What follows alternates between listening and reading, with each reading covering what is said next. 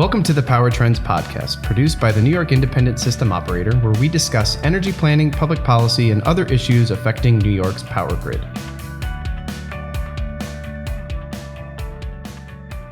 Hi, this is Kevin Lanahan, Vice President of External Affairs and Corporate Communications for the New York ISO, and welcome to another edition of the Power Trends podcast. Today we're speaking with Susan Tierney of the renowned international economic consulting firm Analysis Group. And we're going to cover carbon pricing, a hot topic among climate economists, environmentalists, certainly those in the energy industry and environmental policymakers. So welcome, Sue, to the Power Trends podcast. We're really excited to have you here. Thanks, Kevin. It's really a pleasure to have this chance to share information with you and your listeners. So the NYISO engaged Sue and Analysis Group back in February 2019 to study the potential impacts of introducing a carbon pricing mechanism into the New York wholesale electric markets. And Sue, as many of our listeners probably know, carbon pricing is something the NYISO and market participants have been working on in earnest for nearly 2 years now. Through the governance process, we've developed a carbon pricing proposal, and that continues to be discussed and debated by stakeholders. I think it's important for listeners to know that the proposal was developed by the NYISO with the idea that incorporating a social cost of carbon into the wholesale market price for electricity is the most efficient way to create an effective synergy between the state's ambitious clean energy and decarbonization goals and the competitive wholesale markets.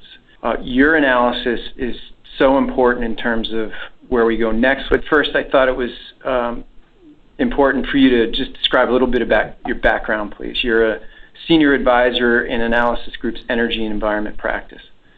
I have been, as you said, at the Analysis Group, which is headquartered in Boston. And before that, I worked in government for about 15 years. My most recent job was to be head of policy at the U.S. Department of Energy. And then for maybe 12 years or so, I worked in state government in Massachusetts. My last job there was Secretary of Environmental Affairs. I was a public utility commissioner, and I was head of our Energy Facility Siting Council.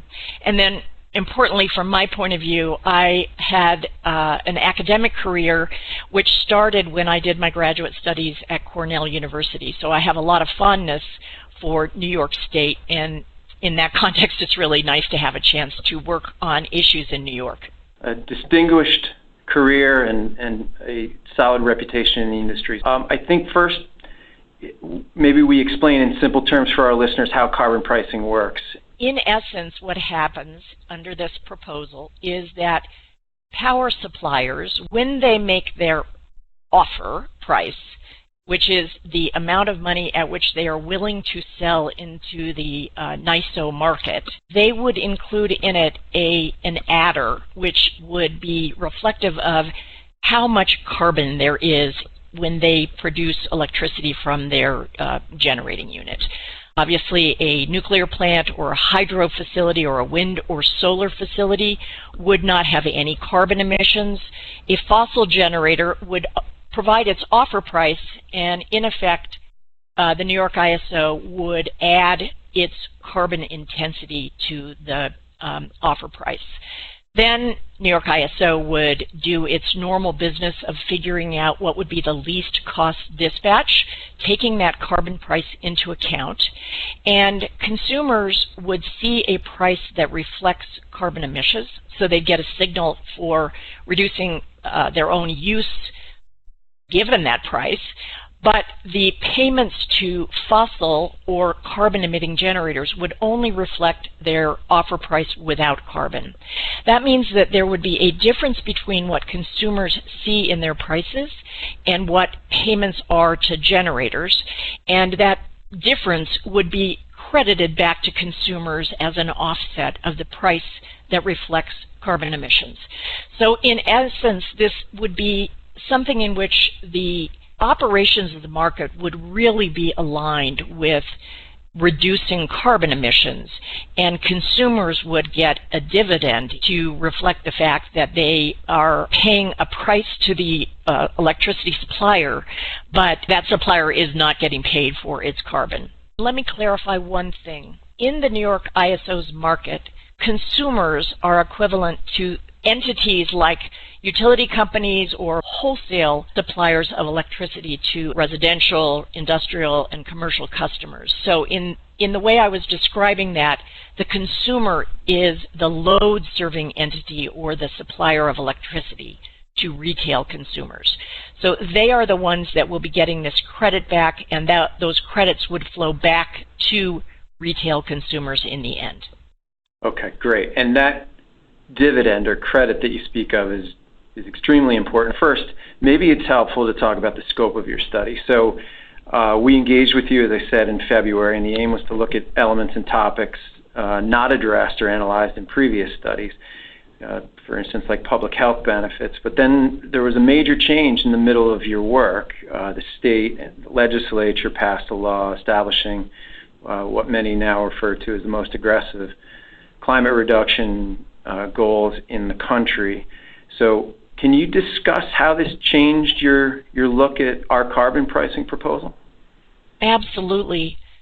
What happened was that when the act was passed, New York adopted extraordinarily more aggressive goals for carbon reduction than had been reflected in the studies that had previously been performed and shared with stakeholders in New York State.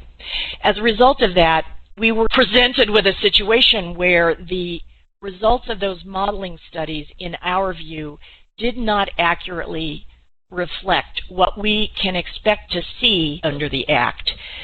As you know, I have spent a lot of time looking at carbon reduction plans across the country, and I can safely say that New York has really stepped to the head of the pack. The amount of carbon reduction that needs to take place in 11 years is a stunning amount. By 2040, the Act requires New York's electric system to have no more carbon emissions. That's pretty aggressive, that's pretty important, and that's pretty difficult.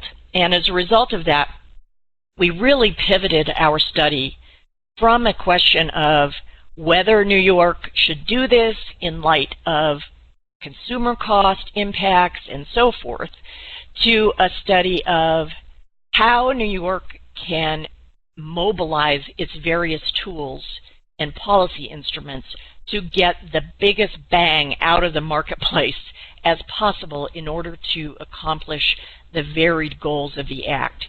So your report says that incorporating a carbon price into the wholesale markets in our carbon pricing proposal gets to those state goals faster, more efficiently, and in more creative ways. So let's take it piece by piece. First, carbon pricing achieves the goals faster. How so? Putting a price signal into the market that says carbon matters and we need to lower it as quickly as possible could drive innovation. That would be really powerful for New York.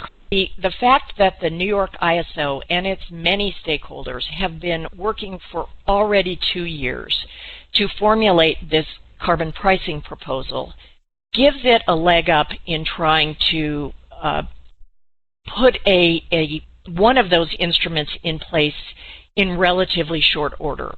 Imagine that if New York stakeholders at the New York ISO's governance process were to endorse this, and in turn the board to adopt it, the New York ISO could propose an action to be approved by the Federal Energy Regulatory Commission in pretty short order and get the signal underway to the marketplace that carbon emissions matter and that anyone who can step up as quickly as possible to bring carbon-free electricity resources into the market, that they're going to have appropriate financial incentives for doing that.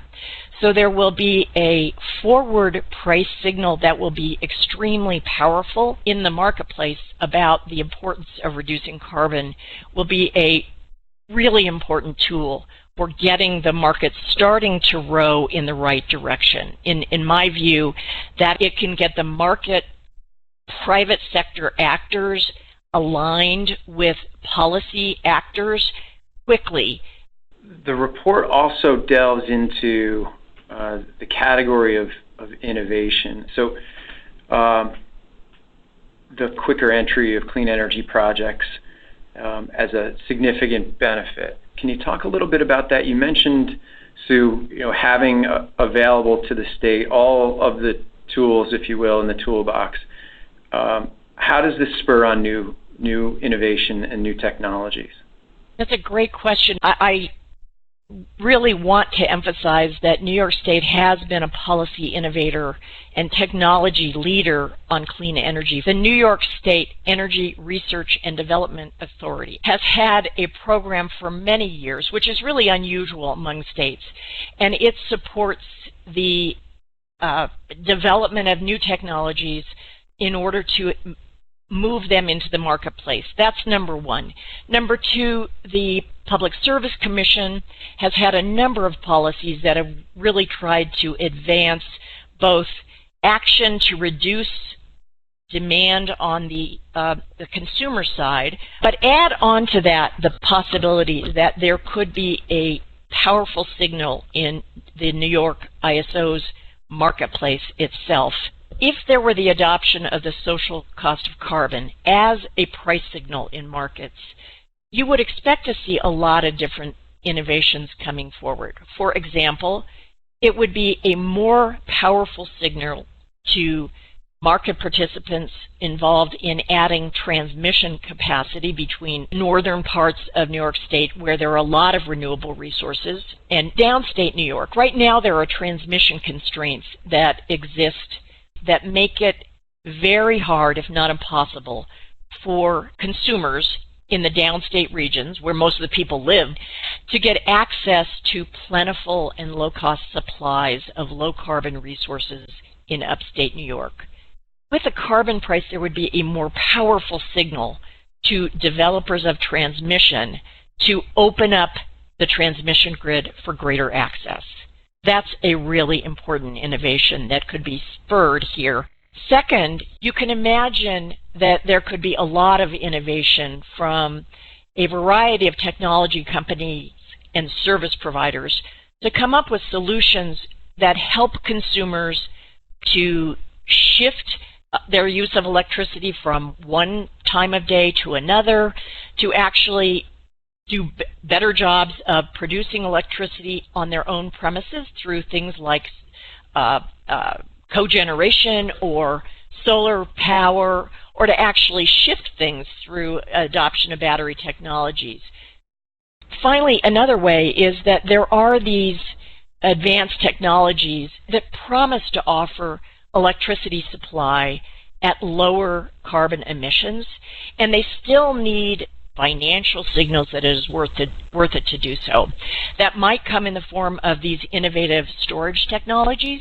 That might be in the form of signaling to users of electric vehicles when they should use the grid and when they shouldn't use the grid. It could be signaling to suppliers of existing nuclear energy in upstate New York that it's really worth their while to continue to invest in their plants to keep them safely operating for many, many years to come. This brings to mind for me former DOE Secretary Ernest Moni's recent report that talks about what you're saying are some of those technologies that are in the lab right now that could be spurred on by carbon pricing in New York, carbon removal technologies, and getting those kinds of approaches to scale. There's a couple of points you made. I think what I heard you say was that this creates an incentive not just for technologies but also consumer behavior. That's exactly right. I think it's incentives for consumers through understanding that that if they reduce their demand, that will help lessen the carbon emissions burden that New York already sees is in place and wants to address. Right now, that's a very weak signal to consumers. And so stimulating the creativity of service providers to come up with really attractive both widgets and service offerings to electricity consumers is a really important thing as part of this whole package. We need entrepreneurs and investors to help technologists bring their products to market. There's all sorts of aspects that are needed to get this job done quickly and effectively, and a price signal in electricity markets can only help in all of those ways. The other thing I heard you say back there, which is really important, is we're not talking about a carbon price as supplanting state initiatives and subsidies. We're talking about how these two approaches can work together in unison. You were talking a little bit about what we were going to need to do together as a state to attract that the kind of investment necessary to get to these incredible goals. We haven't talked a lot about cost yet, so let's tackle that. This is going to require, as I just said, a huge investment. How does our carbon pricing proposal affect the cost of getting to these goals? We know from experience that reliance on organized markets in the United States to produce electricity more efficiently has produced benefits and tangible financial savings to consumers. And the literature makes it clear that there are percentages of costs that are otherwise avoided when there are efficiency gains associated with harnessing these markets. And we estimate that those efficiency gains for the next couple of decades are on the order of from $1/3 billion to almost $1 billion in simply relying on harnessing the New York ISO's market with a carbon price compared to without a carbon price. We also are aware that there have been these modeling studies that have looked at what they'll consider consumer savings over the next couple of decades. And those indicate that from a present value, today's value, looking forward to those consumer savings, in my opinion, these are conservative, and they range from everywhere from $200 million to $3 billion.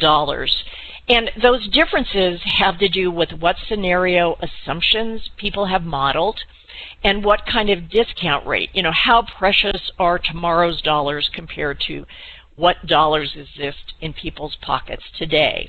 So there are clear savings that are estimated for consumers. And finally, there has been a very important study conducted by Resources for the Future that estimates the social welfare benefits. This is the net value to New York's and others' economy associated with adopting this carbon pricing mechanism. And that study that identifies that there would be from roughly 120 million to 750 million per year in social welfare economic benefits to the world, basically, of putting this carbon price mechanism in place. Those are really important economic indicators. Using a carbon pricing mechanism in the New York ISO markets will avoid some of those costs that would otherwise be in place without a carbon pricing mechanism. The other important point the report makes is that using the markets as a platform and incorporating the social cost of carbon actually protects consumers from the massive amount of investment risk that is going to come with trying to get to these goals. Yes.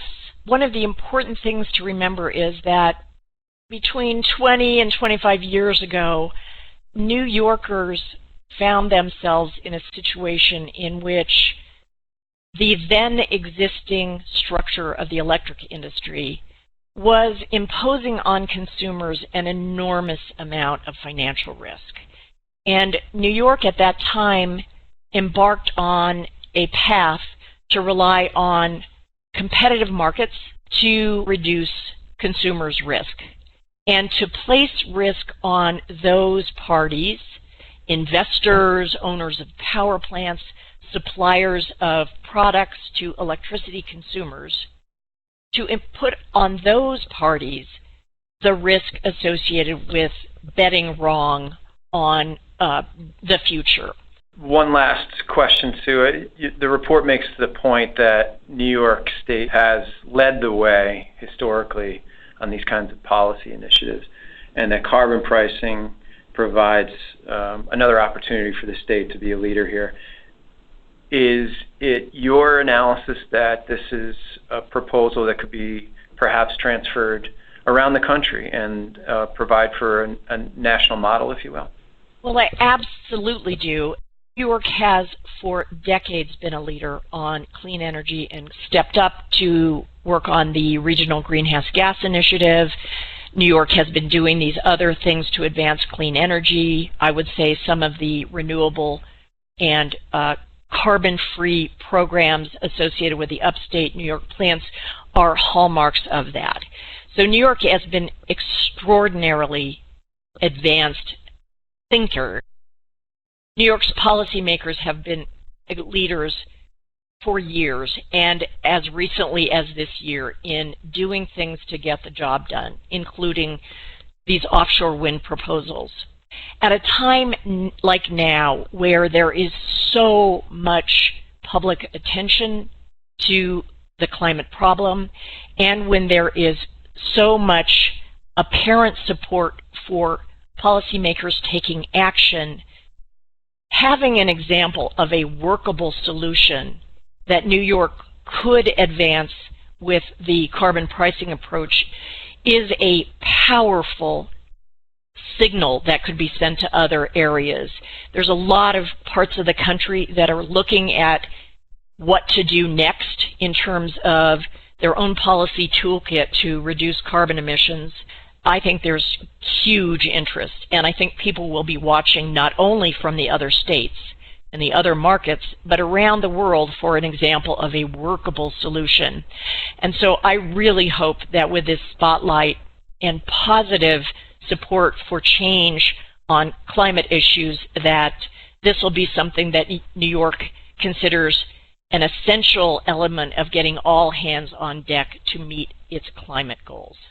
Well, Sue, I think that's the perfect point on which to close this out. I want to say it's been a real pleasure speaking with you today. I want to thank you for your time and for your expertise, and certainly thank you for your hard work on this report. On behalf of all of the NYISO, we appreciate that. Thank you.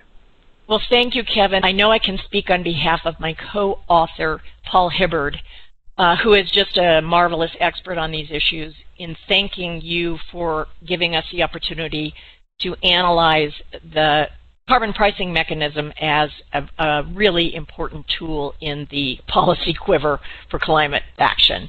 Terrific. Sue Tierney of the Analysis Group, thanks very much. Thank you. Thank you for joining us. As a reminder, the New York Independent System Operator, NYISO for short, is responsible for reliably managing New York's power grid and energy markets and providing independent data to policymakers and the public. For more independent info, please visit the NYISO blog at www.nyiso.com/blog.